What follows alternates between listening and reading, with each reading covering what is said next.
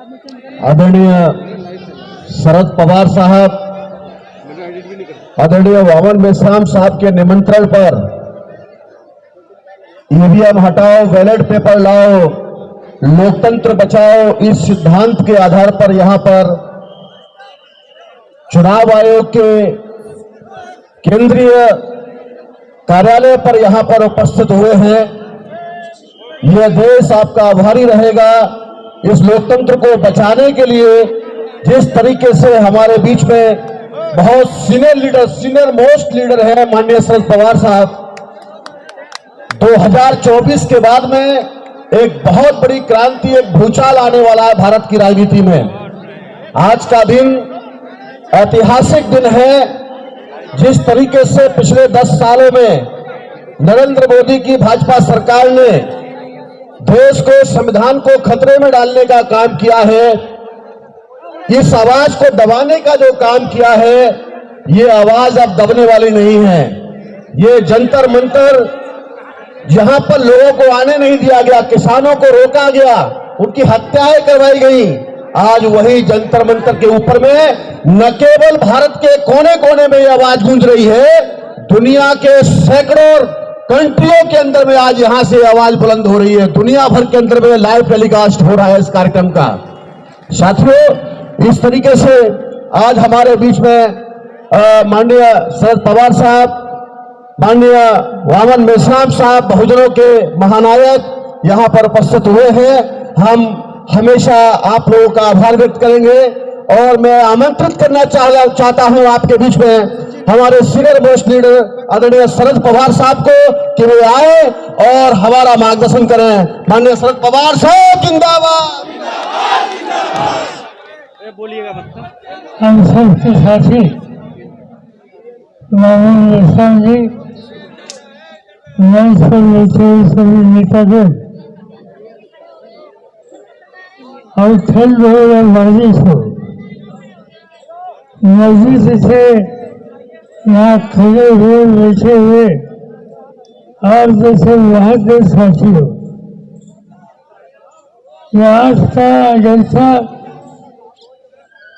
देश का प्रजातंत्र बचाने के लिए है। इस देश में कई चुनाव हम लोगों ने देखे।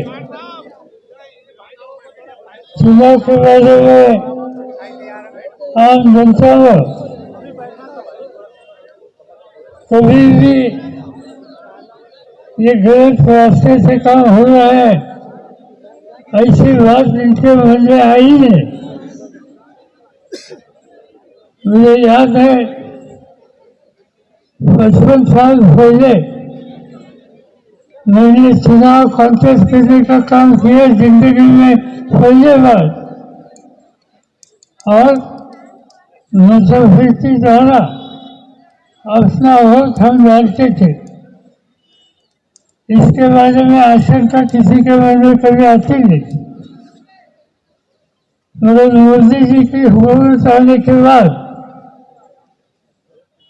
एक नई टेक्नोलॉजी यहाँ आई, जिस टेक्नोलॉजी को ईवीएम कहते हैं, और देश का चुनाव का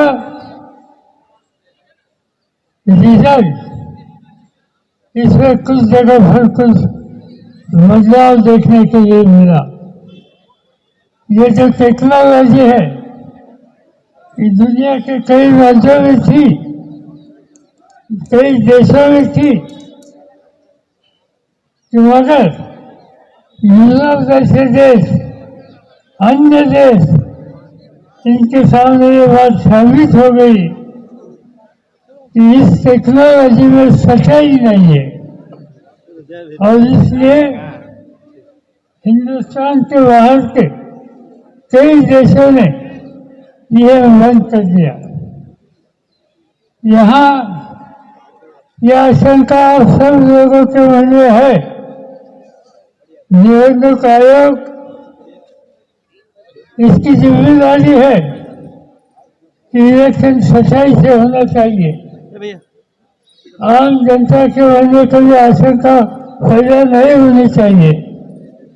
परिस्थिति बदली हमने कई राजनीतिक दलों ने नियामक आयोग को खत लिखा कि ईवीएम के बारे में और इसमें कुछ बदलाव करने की आवश्यकता है। क्यों करने की आवश्यकता है ये हम आपको दिखाने के लिए तैयार है।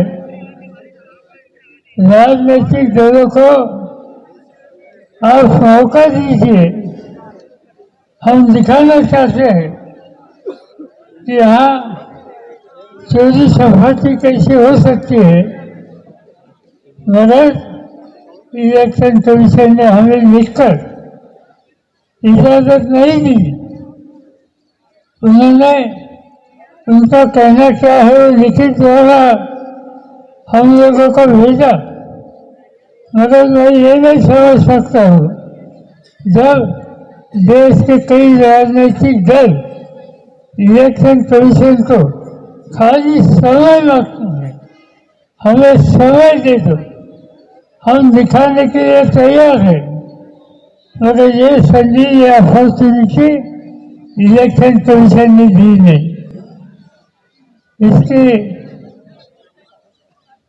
इसके पीछे किसके मन में क्या है मैं कहना नहीं चाहता हूँ, मगर आज देश के सभी लोगों को, मतदाताओं को ये ईवीएम से भरोसा नहीं।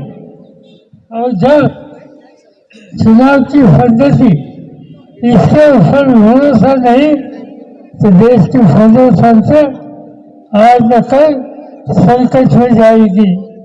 और आज मोदी जी की हुकूमत है, ऐसे काम के लिए समर्थन देते हैं। उनको चाहे तो ऐसे चुनाव लड़ने की और तैयारी करने की नीति तय करते हैं। तो मुझे लगता है कि ये ऐसे समय में देश को प्रजातंत्र को बचाना हो, जंगल देश को बचाना हो, तो मिलकर देश के आम नागरिकों ने, साथियों ने मिलकर ये ईवीएम के खिलाफ संघर्ष करना चाहिए। मुझे खुशी है, मुझे रामराव वैश्वान जी ने 15 दिन पहले कहा कि ऐसा एक संघर्ष नीति कार्यक्रम हम जंतर मंतर में करने वाले हैं। तो हमने उनको कहा कि हम खुशी से आएंगे, आपके साथ आएंगे, और आप जो काम करता है, आप जो करते हैं, इससे देश के प्रजातंत्र बचेगा। और इसीलिए सभी लोगों ने पूरी ताकत से उनको सहयोग देना चाहिए। इससे मैं कहता हूँ आपकी इजाजत है।